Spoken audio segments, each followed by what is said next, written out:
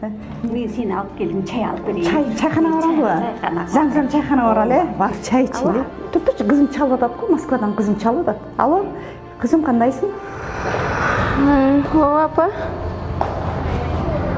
Жақсы отырасыздар бе? Бұл жақтан ақша берді бізге.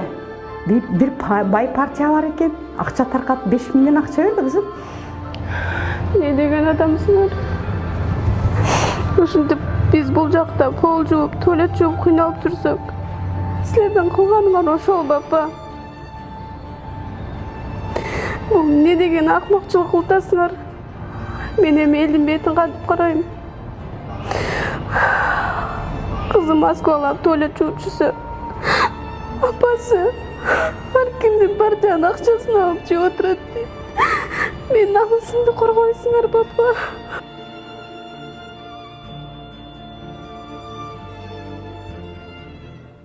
Алба дейсің бе?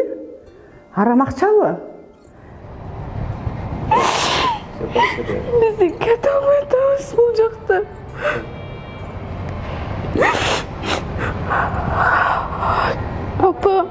Апа. Біздің келечекті сатпағылачы сұранам, апа.